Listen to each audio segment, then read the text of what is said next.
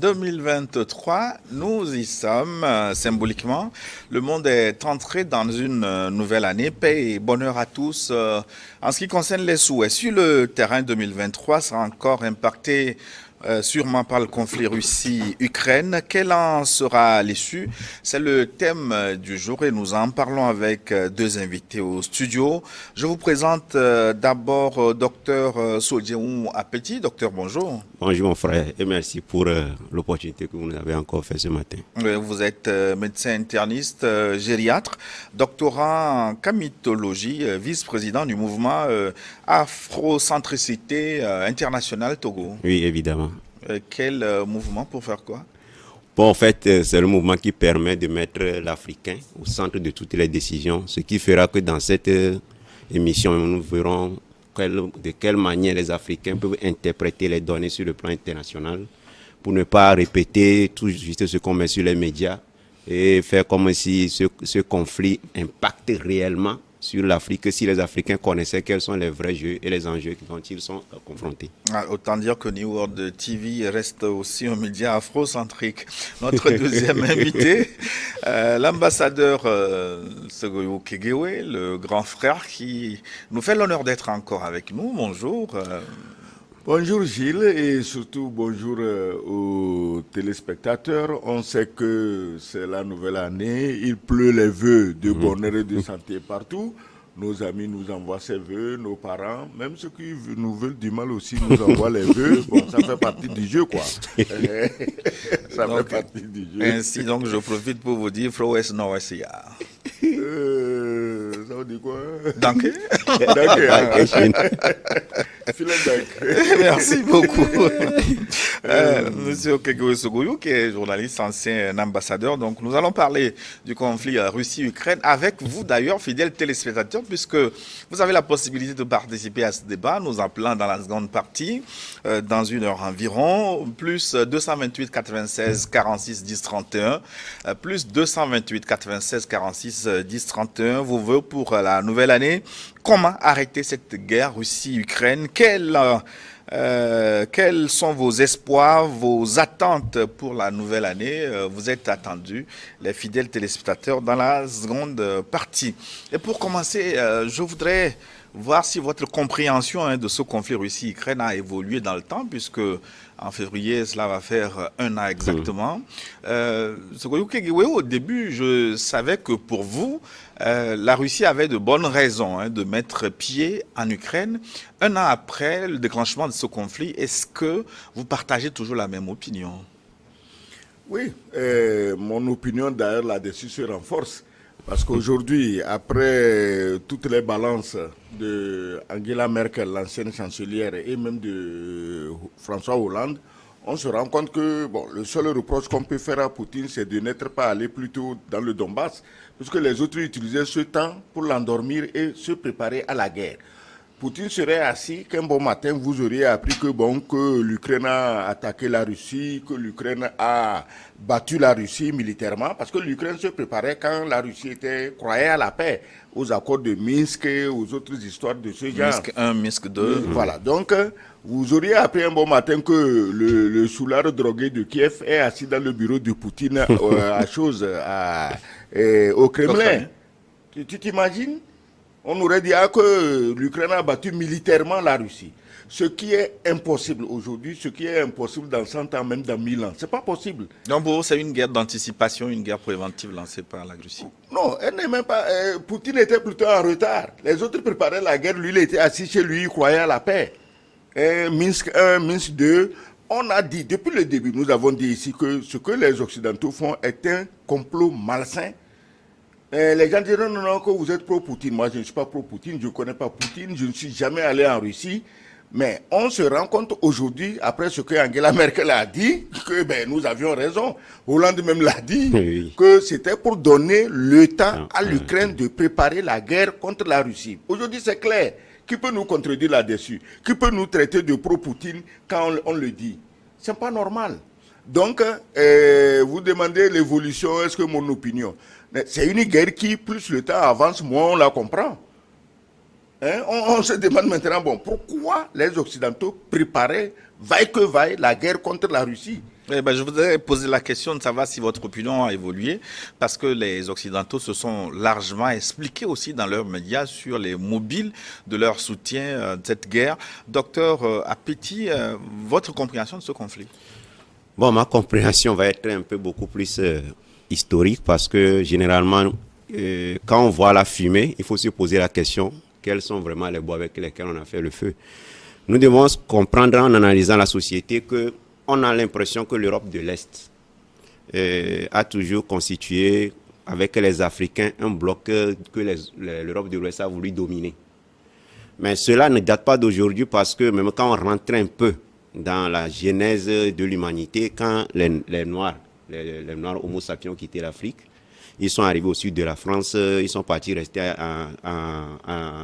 en Russie, tout ça là.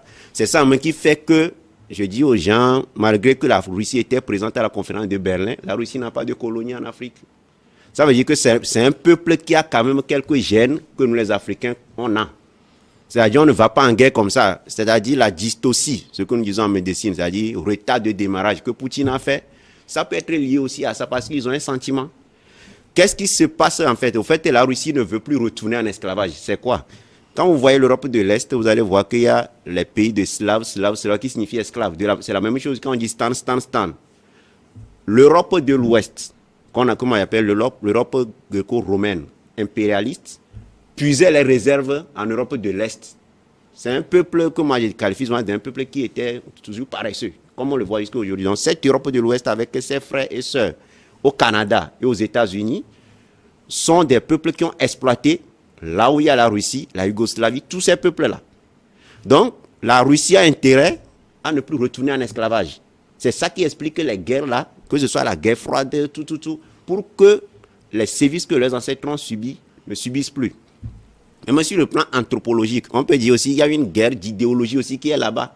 Aujourd'hui, on sait que l'Europe occidentale, c'est une Europe. Ça a été relayé d'ailleurs par Poutine. Hein. C'est ça.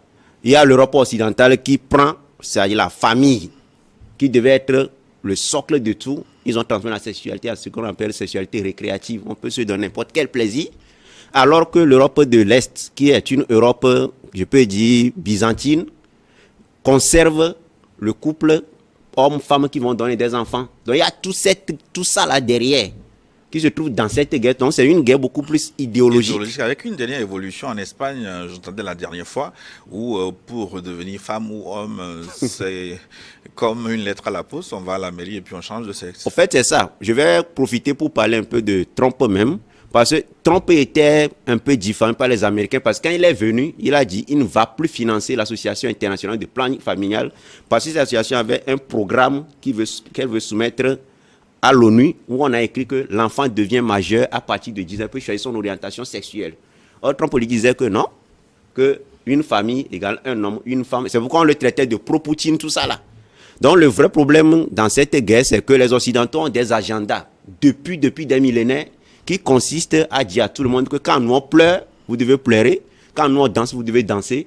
Et ils oublient que dans tous les cas, même si quelqu'un te montre souvent qu'il est faible, il faut être sûr que le jour où la personne va mettre dos au mur et te revenir, ce n'est pas souvent facile.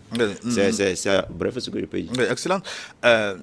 Le docteur Apeti dit que c'est surtout une guerre d'idéologie, c'est-à-dire deux manières différentes de voir le monde, les Occidentaux qui veulent garder leur suprématie, leur hégémonie, et la Russie qui ne veut pas baisser les bras non plus. Oui, il y a l'idéologie, il y a aussi la culture. Le problème est culturel. Parce que les Occidentaux disent qu'ils se battent pour leurs valeurs. À un moment donné de l'histoire, on a cru que la démocratie faisait partie de leurs valeurs. En fait, ils s'en foutent de la démocratie. Leur valeur, c'est pouvoir encourager l'homosexualité, la pédophilie, d'éteindre les autres races, les Noirs en l'occurrence.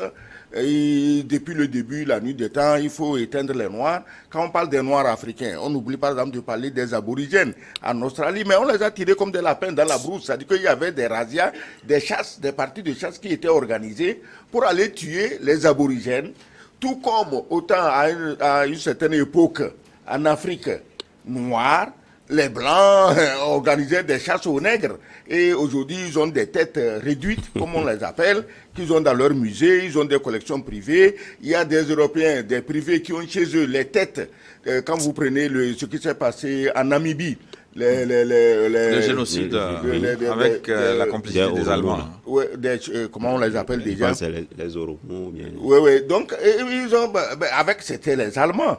Et ce qu'on a oublié de dire, le héros de ces massacres contre les Hottentots en Afrique, en Namibie, s'appelle Fontrota. Fontrota n'est autre que le père ou l'arrière, le grand-père de Göring. Oui. Mais quand Fontrota a fait ça en Namibie, personne ne l'a critiqué. Maintenant, Göring vient se mettre avec Hitler et comme ils ont tué des Blancs, on trouve que Göring est mauvais. Son ancêtre avait massacré des milliers de Noirs. C'était normal. On a amené des bras, des crânes. Les gens ont fait des décorations chez eux. On ne le dit pas. Donc aujourd'hui, comme le disait mon vis-à-vis, la Russie ne veut pas retourner dans l'esclavage. Malheureusement, les Noirs veulent retourner dans l'esclavage. Les Noirs n'ont pas tiré les leçons de l'histoire pour se dire, mais on doit se défendre. La preuve, aujourd'hui, vous regardez des Noirs qui disent qu'ils soutiennent les Occidentaux contre... Donc, pour vous, l'Afrique, parce qu'elle est proche idéologiquement de la culture russe, doit s'aligner, selon vous, sur... Non, ce n'est pas à cause de... Elle est proche. Il faut, comme il a dit, il faut prendre l'histoire. La Russie n'a jamais colonisé personne. Elle n'a colonisé personne. Oui, mais si... Et elle nous a aidés dans les années 60 à sortir de la colonisation. C'est des faits, c'est des évidences. Oui. Je ne sais pas pourquoi quand quelqu'un dit ça... Dans leur contrée, là-bas aussi, la Russie est un peu le chef... le coq de la basse-cour. Mais attends, quelqu'un est le chef quelque part. L'Angleterre était le chef de la basse-cour de Londres jusqu'en Birmanie. La même Angleterre, oui. Le Canada, Amérique du Nord, c'est l'Angleterre. Chacun veut être le coq quelque part. La Russie, il y a eu des guerres. Le Tsar, on ne fait pas un empire de 17 millions, sinon 20 millions de kilomètres carrés en dormant dans sa chambre. On doit plus ou moins mener des guerres d'occupation ou des négociations. Donc tu comprends, non? Et aujourd'hui, les Noirs sont encore le seul peuple qui veut retourner dans l'esclavage. Sinon, si les Noirs ne voulaient pas retourner dans l'esclavage, personne ne peut oser venir leur demander de les soutenir contre Poutine. Parce que le bon sens veut que le Noir refuse l'esclavage d'hier et refuse l'esclavage d'aujourd'hui. Oui, mais vous semblez comprendre ce que la Russie a appelé... comment on va dire, intervention militaire en Ukraine, mais cela s'est fait en violation de toutes les règles internationales, notamment les règles de... Il y a des règles internationales qui interdisent ça. Est-ce qu'il y en a? Et ces règles-là, elles étaient faites avant qu'on ait envahi l'Irak ou après? Avant qu'on ait rasé la Libye ou après. Il faut cesser de distraire. L'Occident doit cesser de nous distraire avec une morale dont eux-mêmes s'en foutent complètement. On est venu en Afrique et on nous a dit qu'il faut faire la démocratie. Et comme la démocratie aidait les gens à arriver au pouvoir, ils ont dit qu'ils sont démocrates. Mais depuis que cette démocratie est venue et que les pouvoirs ont changé, on regarde partout pour voir les traces de la démocratie, on ne voit rien. Ceux qui étaient venus hier en critiquant les vieux présidents, aujourd'hui c'est eux qui veulent battre des records de longévité au pouvoir. Est-ce que tu comprends? Donc, il faut qu'on laisse de côté ça là. Nous les Africains, là, on doit savoir qu'est-ce qui est bon pour nous. Quel chef est bon pour nous? Oui. Pas quel chef est bon pour Paris, pour Londres ou pour Washington. Oui, mais docteur Appetit, je demandais pourquoi la Russie a opéré ainsi en violation des règles internationales. Peut-être qu'elle a voulu s'inspirer aussi de l'Israël, qui continue les colonisations en Palestine, en Cisjordanie et consorts. Bon, en fait, ce que nous devons savoir, c'est qu'il n'y a personne qui accepte que on vient lui mettre le pistolet sur la tempe dans son lit. C'est ça. Parce qu'on doit savoir que même l'Ukraine qui se bat aujourd'hui contre la Russie a été indépendante avec l'appui de la même Russie. On doit savoir ça. C'est une guerre de sous-traitance. C'est les Américains qui font la guerre là-bas. On doit savoir que c'est les Américains. Il n'y a pas de guerre entre l'Ukraine, non, c'est les Américains. Et on voit même comment cette guerre impacte positivement l'économie américaine. Et avec le dollar qui a pris de la valeur au point de vouloir même dépasser l'euro. Ça l'a déjà dépassé, puisque c'est déjà 710 francs CFA comme ça. Donc, ce que nous devons savoir, c'est qu'il y a un journaliste qui a dit qu'il y a un tout petit nombre qui font produire les événements, un nombre un peu important les faits accomplis et la masse ne sait pas ce qui s'est réellement passé. Comme le disait mon prédécesseur, la masse ne sait pas ce qui se joue. Et malheureusement, on n'a pas accès à certains médias. Les médias pour lesquels on peut avoir accès dans nos pays, c'est des médias mensongers qui racontent du n'importe quoi. Et à l'heure actuelle, tout le monde pense que l'Ukraine est en train de battre la Russie, alors que quand vous allez sur le net et vous cherchez de manière minutieuse, vous tombez sur certaines chaînes, mais à l'Ukraine, là, ça ne va pas. C'est ça.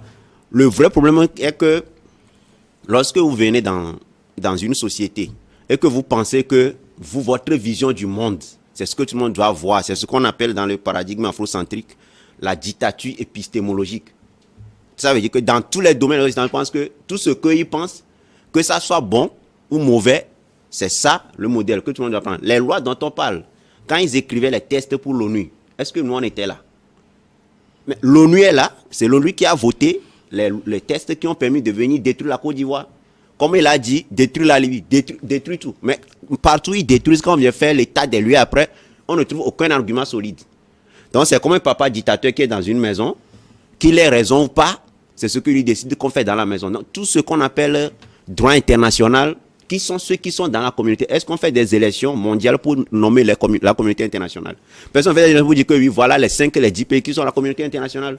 Quelques personnes se lèvent, ils disent qu'ils ont les armes de destruction massive, ils ont la puissance dans plusieurs domaines. Donc, ils disent que nous sommes la communauté qui va diriger le monde. Malheureusement pour eux, depuis des centaines d'années, ils ont des groupes qui sont solides, qui sont en face.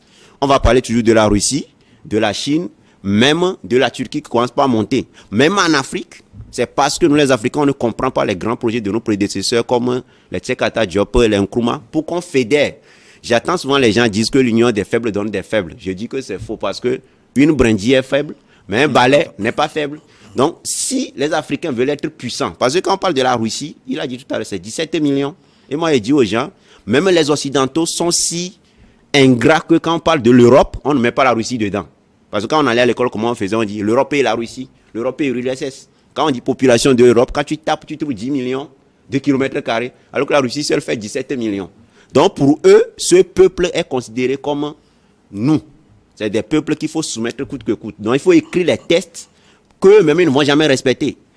Je disais, la Russie avait quel intérêt à accepter que l'Europe de l'Est, l'Allemagne de l'Est, soit fusionnée à l'Allemagne de l'Ouest, alors qu'ils peuvent venir mettre leurs missiles là-bas et pointer vers les autres. Ils ont quel intérêt? C'est parce qu'ils ont un cœur. C'est pas que moi je défends. Donc je vous ai expliqué il y a sur le plan historique ce qu'il y a. Donc ils savent que ça ne sert à rien de diviser un même peuple, alors que il y a le père à côté, l'oncle de l'autre côté. Et ils ont cédé. Je voudrais ouvrir une parenthèse. L'Ukraine faisait partie de toutes les façons du bloc soviétique. Mais comment se fait-il que le peuple ukrainien s'est plus rapproché de l'Occident que de la Russie? Non, l'histoire, il faut d'abord prendre aussi l'irresponsabilité de certains dirigeants russes. Quand tu prends un soulard comme Yeltsin, et Yeltsin faisait ce Boris Yeltsin, oui. Et Yeltsin faisait ce que les Occidentaux lui disaient de faire. Même Gorbatchev. Mais tous, ils voulaient faire plaisir à l'Occident. Ils sont dirigeants d'un très grand peuple, mais on ne sait pas pourquoi ils étaient complexés. Quand un président français parle, quand même un petit Belge parle, ils prenaient ça au sérieux. Alors qu'ils auraient dû rester sur leur position et garder leur empire. Parce qu'aujourd'hui, l'empire, vous avez cédé, donné l'Europe de l'Est aux Occidentaux, mais les Occidentaux veulent maintenant venir s'installer au Kremlin. Or, s'ils avaient laissé un espace intouchable, on leur a dit seulement dans la bouche verbalement, oui. Bon, nous on n'ira pas vers l'Est, et ils ont cru. Mais il faut être un soulard patenté comme Yeltsin pour signer des conneries comme ça. Mais il a signé, malheureusement aujourd'hui, c'est tout le peuple qui est engagé, et c'est comment il s'appelle, Poutine, qui essaie de sauver la mise. C'est Poutine. D'abord, s'il n'y avait pas un nom comme Poutine, mais la Russie, on n'en parlerait plus. Ce serait une colonie. Mais pourquoi l'Ukraine choisit de se rapprocher beaucoup plus de l'Europe que de la Russie? Non. Il faut avouer que pendant que la Russie, disons, administrait l'Europe de l'Est, la vie n'était pas belle. Est-ce que tu comprends? Donc, tout le monde rêvait de la vie à l'occidental. Vous savez, moi, je suis allé, par exemple, à Berlin-Est en 1983, avant la chute du mur. J'étais à Berlin-Ouest, je suis allé à Berlin-Est en une journée. J'avoue que j'en étais reparti dépité, déçu, aigri. Et je me suis dit, je n'aimerais jamais vivre dans une telle société. Est-ce que tu vois? Donc les gens qui habitaient à l'Est, ils étaient tellement opprimés, il y avait tellement la misère, il y avait tout. Vous rentrez dans un supermarché à Berlin-Est, mais il n'y a rien. Vous avez l'argent, vous ne savez même pas qu'est-ce qu'il faut ajouter. Bref, la vie était désagréable. Donc tous les gens des pays de l'Est rêvaient de vivre à l'occidental, comme les Français, comme les Allemands. Moi, je les comprends, c'est normal. Mais ils ont dans cette affaire oublié leur dignité élémentaire. Aujourd'hui, ils sont là, ils gonflent le thorax parce qu'ils se prennent être au même niveau que les Occidentaux. Mais c'est faux, ils ne sont rien. Les Polonais, les Roumains, tout, devant les Français et les Allemands, ils ne sont rien. La preuve, quand les Français voulaient vendre des centrales nucléaires à la Pologne, les Américains sont levés, ils ont tout rasé. Donc, il faut avouer que les pays de l'Est ont quelque part été comme les Noirs, ils sont complexés face aux Blancs.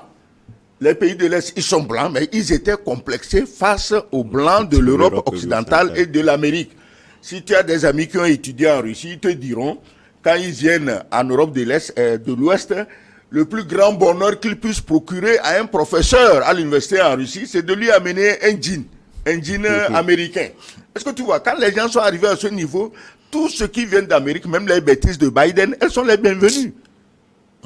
Mais le peuple occidental, c'est pas un peuple sur un seul territoire, mais comment expliquer leur cohésion, leur soutien presque unanime à l'Ukraine?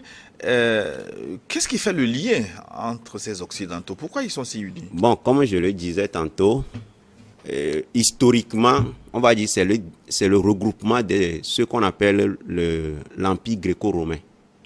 Donc, ils avaient des valeurs. Que ces valeurs nous plaisent ou pas. C'était d'abord les valeurs de domination, d'exploitation et du plaisir de vivre.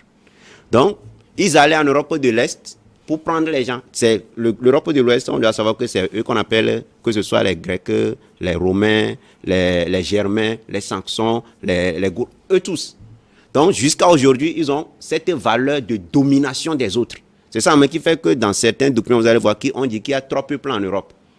Il y a les autochtones, qui sont en fait les formes démélanisées des Africains. Il y a les mutants, qui sont les agressifs qu'on appelle les Aryens. Et il y a les mixtes, qui sont en fait ceux qui sont issus du mariage. Donc, il y a des principes comme ça. Donc, ce peuple qui sait qu'il n'a rien, parce que moi je sais que l'Europe de l'Ouest n'a pas grand-chose. Il n'a rien. Tout, soit c'est en Afrique, soit c'est en Amérique, soit c'est en Asie, soit c'est en URSS. Donc, ils n'ont rien. Ils ne peuvent que s'unir dans la prédation pour pouvoir aller ailleurs. Que leur comportement ne diffère pas selon les continents. Mais ils savent que si par hasard, la Russie influence là où ils ont encore la facilité de puiser, par exemple en Afrique, mais c'est fini pour eux. Donc, c'est une guerre qui n'est pas seulement face à la Russie, mais qui est aussi face à l'Afrique. C'est pourquoi, entre-temps, vous allez voir même que on dirait qu'il y a des deals. Si Poutine cédait un peu au niveau du Mali, qu'on levait un peu le pied sur l'Ukraine.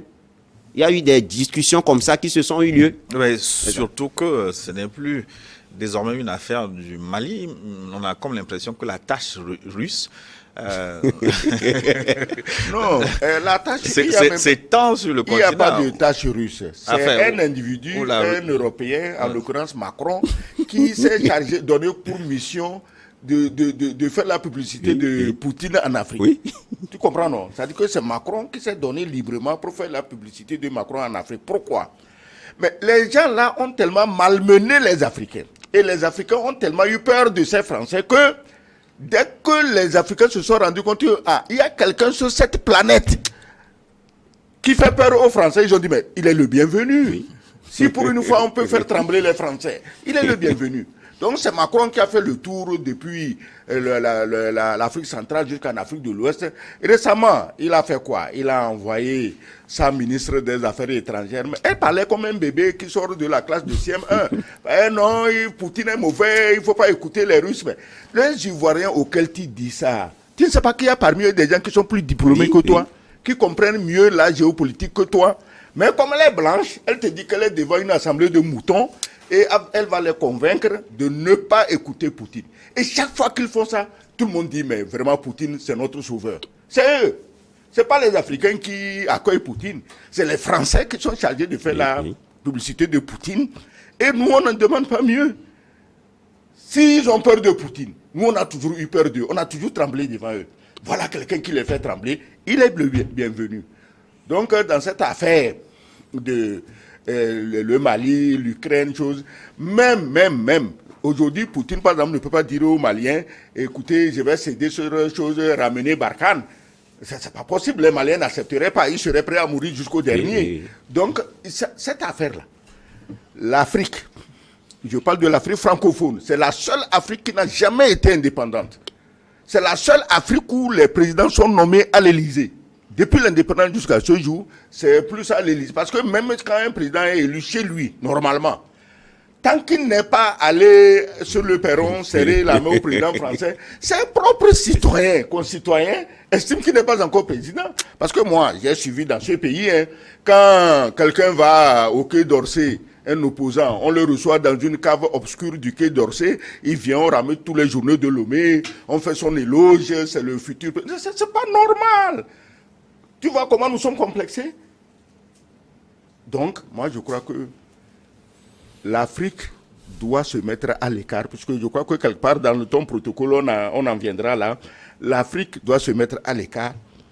On laisse Macron faire la publicité de Poutine. On ne sait pas combien Poutine le paye, mais on le laisse faire. Et puis nous, on les regarde. Ça nous concerne. Leur guerre ne nous regarde pas. Je voudrais rappeler aux téléspectateurs qu'ils peuvent nous rejoindre. Ils sont nombreux d'ailleurs déjà à nous écrire et à nous souhaiter les vœux. Jette un petit coup d'œil. Oui, mais ça commence par crépiter déjà. Au plus de 128 96 46 10 31. Des messages WhatsApp, pas d'appel, message WhatsApp 96 46 10 31 précédé de l'indicatif, plus 228. Je voudrais qu'on aborde maintenant le soutien en armement de l'Europe à l'Ukraine. Est-ce que ce soutien n'est pas contre-productif? Parce que donner des armes à l'Ukraine, ça peut lui permettre de résister sur le terrain, mais au même moment, ça permet de prolonger la guerre et de rendre la guerre beaucoup plus atroce, parce que plus l'Ukraine a d'armes, Poutine aussi va monter en stratégie et en bombardement. Oui. Bon, en fait, comme vous l'avez dit, ce qui fait rire dans cette affaire, tout le monde sait que sur le plan militaire, et en dehors de quelques doutes, je me dis souvent que même on a l'impression que les États-Unis ne peuvent pas affronter directement la Russie. Même s'ils font semblant. C'est pourquoi je dis souvent qu'ils gagnent les guerres à Hollywood. C'est dans les films hollywoodiens qu'ils gagnent les guerres. Ils donnent les armes parce qu'ils veulent monter leur économie. Moi, je dis, c'est pendant la guerre que les gens produisent de l'argent. Eux, ils vendent. Même si on dit que c'est des dons là, il n'y a jamais de dons gratuits. Depuis qu'on faisait les dons à l'Afrique là, on est à quel niveau? Donc, il n'y a pas de don, non. Aujourd'hui, la manière dont le dollar se présente prouve que les États-Unis tirent beaucoup de bénéfices dans ça. Donc, ils n'ont aucun intérêt à ce que cette guerre se termine. Parce qu'on sait qu'ils ont gaspillé l'argent dans des guerres ou qu'ils se sont organisés eux-mêmes dans d'autres pays qu'ils ont fui après. Donc, l'objectif des États-Unis, c'est de renflouer maintenant leur caisse pour que leur économie soit beaucoup plus prépondérante. C'est un. De deux, en matière de puissance, quand les gens ont des technologies, chacun veut tester la puissance. Donc, l'Ukraine là-bas, c'est comme un endroit où chacun vient tester sa puissance. Les Américains veulent tester leurs armes. Malheureusement, le joueur, l'acteur, c'était un acteur de cinéma qui est là-bas, ne comprend pas vite le jeu. Même il est allé la fois passée aux États-Unis, comme les Américains voient que ça va mieux, il n'a pas été bien reçu comme il aurait souhaité. On a dit, tu ne peux pas avoir certaines armes. Ça veut dire que les Américains ont déjà compris que non, là, ils veulent arriver. Ça commence par aller déjà.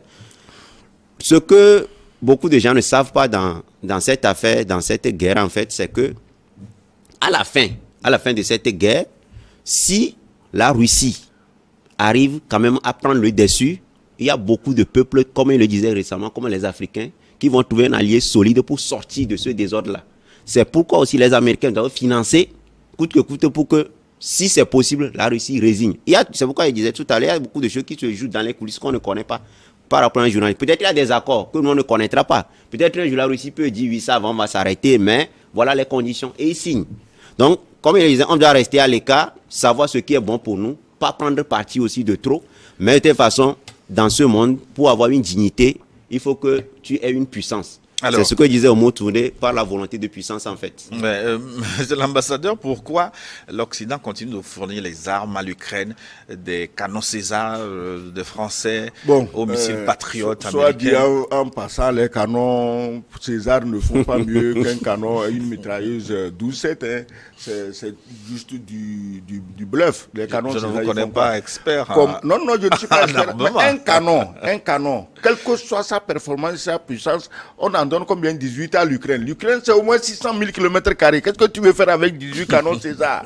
Même la grosse Bertha. Oui. Tu n'as jamais entendu parler de la grosse Bertha? C'est un canon que les usines Krupp ont fabriqué pendant la Deuxième Guerre mondiale, qui ne peut se déplacer que sur les rails, d'une puissance diabolique.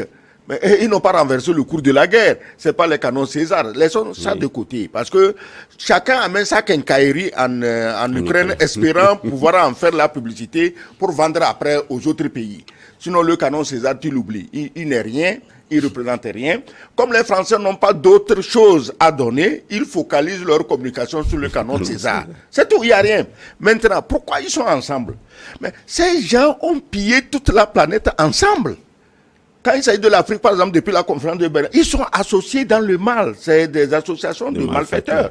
Et un ne peut pas abandonner l'autre, parce que si l'autre perd, ils sont tous perdants. Maintenant, moi je dis ceci. Actuellement, on assiste à un véritable génocide organisé par les Occidentaux contre les Ukrainiens. Vous allez dire pourquoi les Occidentaux? C'est Poutine qui fait la guerre. Non, parce que les Occidentaux, ils veulent qu'on en finisse avec le peuple ukrainien. Alors, chaque fois, quand Poutine reste tranquille, ah non, il n'a plus de missiles, le lendemain, puis il dit, attends, moi j'ai des missiles, il en envoie encore 100. Oui. Est-ce qu'ils ont besoin de dire que Poutine n'a plus de missiles? Est-ce qu'ils ont besoin de dire que demain matin, l'Ukraine va gagner, l'Ukraine sera au Kremlin? Donc, ils font ça pour parfois, les commentaires amusent. Ils disent que les missiles ont été tous interceptés, mais avec beaucoup de dégâts. Voilà, ils disent que les missiles ont été interceptés, mais que ça a détruit les installations énergétiques. Vous voyez, les médias, Poutine nous a rendu beaucoup de services. C'est la guerre en Ukraine qui nous a montré que les médias occidentaux sont des menteurs. Regardez chaque matin sur une chaîne comme LCI, on amène quelqu'un, on dit qu'il est général. On amène un autre, il est colonel, et il parle de la guerre. Mais quand tu l'écoutes parler, tu vas croire que le lendemain, Zelensky est au Kremlin, que la Russie, c'est fini. Mais est-ce que c'est mensonge ou leur façon de voir les choses? Non, c'est des mensonges délibérés parce qu'ils savent que... Bah, attends, si Zelensky pouvait gagner cette guerre, pourquoi tout le monde lui envoie sa quincaillerie? On ramasse les vieilles armes de la Deuxième Guerre mondiale, on lui donne. On ramasse même des armes soviétiques que les gens avaient achetées au temps des soviétiques, les pays de l'Est là. Comment tu appelles ça? Roumanie, Tchécoslovaquie, Pologne. Mais c'est de vieilles armes du temps des soviétiques qui sont en train d'aller donner aux Ukrainiens. Moi, la seule chose que je ne comprends pas, si Zelensky c'est un drogué, on est sûr qu'il l'est. Comme dirait Lavrov, chaque jour, Zelensky parle, quand il parle, ça dépend de ce qu'il a fumé. Voilà, donc, il est drogué. Mais est-ce que toute l'Ukraine, là, il n'y a pas des gens qui réfléchissent pour dire à Zelensky, mais là où tu nous amènes, là, regarde comment nos peuples, on parle de 1000 soldats tués par jour, dans certains cas, pas tous les jours, mais quand même, moi, quand j'entends ça, ça me fait mal. Les Ukrainiens, c'est des êtres humains. Et quand on les tue comme des mouches, on ne peut pas être d'accord. Mais Zelensky est d'accord. Les mots, c'est dans les deux cas. Mais la question que je voudrais poser maintenant, si l'Ukraine n'a pas gagné la guerre, la Russie non plus, est-ce qu'on ne va pas dans un enlisement de ce conflit? L'enlisement est intéressant pour tout le monde. En réalité, regarde les bombardements que pratique la Russie. Mais avec ces bombardements seuls, la Russie peut mettre l'Ukraine à genoux. J'ai l'impression que Poutine aussi veut faire durer le plaisir de d'humilier les Occidentaux. Parce que bientôt, ils vont se les geler. Le pétrole, on plafonne les prix. Moi, je produis, ça dit qu'ils prennent la Russie pour l'Afrique. Le cacao, bon, la tonne coûte tel prix cette année. Le café, c'est telle tonne cette année. Mais ils veulent faire exactement la même chose aux Russes, mais les Russes ne se laisseront pas faire parce que le pétrole, c'est pas le café et le cacao. Le pétrole, tout le monde en demande. Et les Chinois seuls peuvent acheter 2, 3, 4 fois ce que les Occidentaux achètent. Ça dépend de la taille du pays et de la population. Donc, Et quand les Occidentaux se mettent dans ce jeu, moi je reviens pour dire que ils veulent en finir avec l'Ukraine. Est-ce que tu sais que même les terres agricoles en Ukraine sont déjà achetées à plus de 20 ou 40% même par des sociétés, des individus américains et européens. Le Donbass, mais ils ont acheté des millions d'hectares dans le Donbass. Ils se disent, si Poutine tient ça, nous on a perdu nos terres. Oui. Donc le fait que Zelensky croit que quelqu'un aime les Ukrainiens, on veut leur amener la démocratie. Il est d'ailleurs le pays le plus corrompu d'Europe, même du monde. Hein. Oui. Même aucun pays africain n'est corrompu comme Zelensky. Donc, on lui dit, non, tiens, ils en ont fait même l'homme de l'année. Tu vois la farce? On a, en ce cas, pourquoi ne pas réhabiliter Hitler pour le nommer l'homme de l'année? Tu vois cette hypocrisie-là, ces mensonges, nous, on doit ça à Poutine qui nous a permis de mettre à nu ces médias menteurs. Ils nous ont tellement floués en Afrique, ils nous ont tellement dressés les uns contre les autres qu'ils croient qu'ils peuvent faire ça en chose. Oui, docteur Apeti, je voudrais poser la question comme en criminologie, mais à qui profite finalement cette guerre, cet enlisement? Aux Américains. Et, comme on le disait, c'est les Américains qui font la guerre en sous-traitant juste avec certains pays vassaux qui sont en Europe. Il y a des politiciens quand même européens qui sont clairs. Ils disent que l'OTAN n'est que le bras armé en fait des États-Unis un peu avec la sous-traitance militaire avec l'Union européenne. Et ils savent que sur le plan économique, ils sont dominés par les Américains.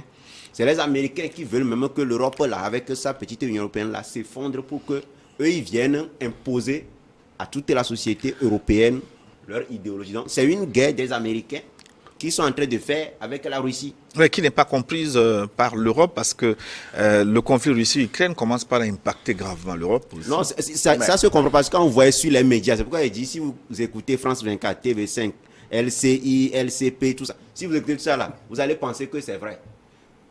Des petites radios comme Sud Radio, ou bien RT, allez écouter ça. André Berghoff. Oui, vous allez voir.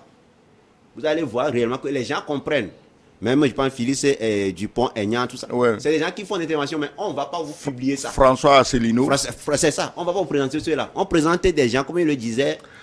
Et puis, actuellement, il n'y a que des généraux français qui parlent. Mais quand la personne parle, tu dis, mais quelqu'un qui a géré l'armée jusqu'à avoir ce grade-là peut parler aussi terre à terre comme ça. Tout le monde voit ce qu'est devenu le dollar. Ça, déjà, ça suffit. Vous ne pouvez pas voir une monnaie qui vient vous dépasser comme ça et vous allez dire que non, que vous ne savez pas qui vend dans cette guerre, puisque c'est en vendant qu'on a l'argent. C'est ça. Mais ils continuent ça alors qu'en fait, on sait aussi que la plupart des dirigeants dans les pays occidentaux, là, c'est des gens qui viennent des lobbies des Américains.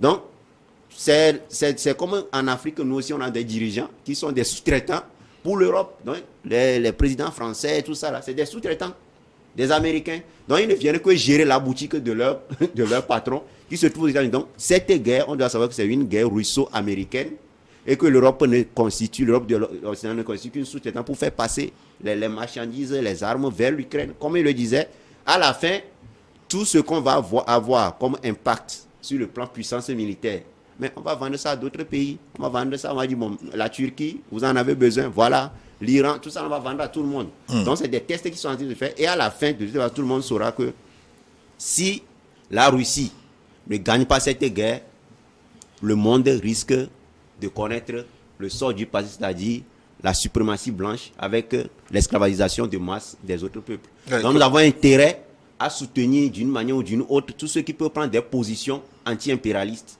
Parce que retourner véritablement dans l'impérialisme serait plus fatal pour nous que de mourir dès maintenant. Est-ce que l'Europe va revenir à de meilleurs sentiments, qui a pris beaucoup de sanctions contre la Russie, mais des sanctions qui reviennent comme boomerang pour déstructurer totalement l'économie européenne? Tu parles de l'Europe. L'Europe n'existe pas. Il y a juste Mme von der Leyen, la présidente de la Commission, qui est fière de traiter pratiquement d'égal à égal avec Biden. L'Europe n'existe pas. Tu parles de quelle Europe? Comment vous, les Américains, vous disent que vous êtes associés, alliés, que vous êtes partisans, que vous devez faire leur guerre, mais ils vous traitent comme des serpillères. J'ai déjà dit ici comment les Américains ont arraché de sa bouche le contrat des sous-marins français à l'Australie. Mais comment un président français normal va continuer à croire que les Américains font son affaire? Il n'y a pas d'Amérique, il n'y a pas de choses. Maintenant, si quelqu'un veut discuter de quoi que ce soit dans cette affaire, c'est avec les Américains. Et l'autre là, comment tu l'appelles, Macron, c'est lui qui dit non, il faut qu'on donne des garanties de sécurité à la Russie. C'est lui qui, hier, dans son message de nouvelles, dit qu'ils vont aider l'Ukraine jusqu'à la victoire. Le simple fait de croire que l'Ukraine peut battre militairement la Russie, qui n'a jamais été battue ni par Napoléon, ni par Hitler, alors qu'en ce moment, elle n'avait pas des Sarmat 2, des Satan 2. Oui, mais est-ce que tu ne vois pas que ça tient du délire? Comment ils vont la vaincre? Donc, les Européens, oublie-les. Et Ursula fait un peu d'argent avec les faux vaccins, elle fait un peu d'argent avec les lobbies d'armement. À part ça, en Europe, tu entends le nom de qui? Stoltenberg, qu'il y a un éditorialiste américain qui traitait pas plus tard qu'hier de criminel de guerre et qu'il devait être à la Haye en prison. Le secrétaire général de... Parce que tout le monde sait que c'est pour augmenter le nombre de morts en Ukraine, que ça ne rapportera rien. Maintenant, si Zelensky est ivre 24 heures sur 24, je me dis qu'en Ukraine, il y a quelqu'un pour le ramener à la raison. Maintenant, la démocratie est morte en Ukraine, elle n'avait jamais existé. Elle est morte en France, il n'y a pas de liberté d'expression. Et les Français ont trouvé un trou de passe-passe, ils appellent ça 12-39 combien, pour que les lois passent à l'Assemblée sans être votées. Les Marine Le Pen qui étaient allés là-bas espérant changer quelque chose sont court-circuités par des formules magiques. L'Europe, quelle Europe? Il n'y a plus d'Europe. Mais est-ce qu'il faut craindre une escalade en 2023, docteur Petit? Est-ce que ça peut tourner au vinaigre, cette affaire entre la Russie et l'Ukraine? Bon, moi je pense que les deux options sont possibles, mais à l'allure où vont les choses, ils vont commencer par plutôt s'apaiser. Parce qu'ils n'ont aucun intérêt qui est les escalades. Comme je le disais, tout ce que les Américains peuvent avoir pour pouvoir escalader, les Russes aussi en ont. Parfois un mot plus. Or, la guerre se déroule en fait dans un endroit plus proche de la Russie que des États-Unis. Voilà. Donc, si cette escalade va avoir lieu, celui qui a la force de frappe la plus proche et la plus rapide, c'est la Russie. Les Américains ne peuvent pas démonter tout ce qu'ils ont chez eux, mettre sur les bateaux, tout, et puis venir. Parce qu'ils ont tous comme ça. Même la mer, ils ont partagé. C'est nous qui n'avons rien. Même l'espace, ils ont partagé. Donc, l'escalade, oui, c'est possible. Mais si ça devait avoir lieu, je pense que Poutine, comme je le disais, il y a des peuples qui, naturellement, respectent la vie. Comme je le disais au début, c'est parce que ces peuples étant un peu proches des peuples originels que nous sommes, la vie, ça, on tient compte de ça. Sinon, ça c'est long. On dit tout ça, mais s'il lançait Satan 1, là, qu'est-ce qu'on allait lui faire? Puisqu'il n'a pas... S'il faisait. Donc c'est pourquoi il disait, c'est comme si moi je dirais qu'il est plutôt plus sentimental au lieu d'aller vite, parce qu'il en est. Quand on voyait les têtes nucléaires qui sont là-bas, c'est beaucoup. Je pense que c'est plus de 200. Plus de 6 000. En plus de 6 000, c'est ça. Donc, ils peuvent... Mais la France a combien? Je pense que ça n'atteint même pas 20 ou 30. Non, elle a environ 200, c'est des centaines. Est-ce qu'on peut avoir les chiffres exacts sur cette tête nucléaire? Sans être spécialiste militaire. Aujourd'hui, le problème n'est pas d'avoir l'arme nucléaire, mais c'est de savoir comment la projeter, comment l'envoyer. C'est ça. Si la France se met avec des missiles qui courent à la vitesse du son, 1000-1200 km/h, comparé à des missiles qui courent à 28 000 km/h, tu vois que la messe est déjà dite. Le problème n'est pas là-bas. L'escalade, il n'y aura pas d'escalade parce que les Occidentaux, ils font beaucoup la gueule, mais ils n'ont pas de couilles. Et maintenant, c'est des mercenaires qu'ils envoient en catimini en Ukraine. Ils n'ont qu'à aller. Ils n'ont qu'à aller faire la guerre. Mais de temps en temps, la Russie a des pertes, des duels sur le terrain. C'est la guerre. La Russie aura des pertes, c'est normal. On va revenir sur cet aspect, de même que l'issue de ce conflit en 2023 et les grandes leçons à tirer pour les Africains. Mais là, nous marquons une pause et en attendant de retrouver les téléspectateurs, une nouvelle édition du journal. À tout de suite.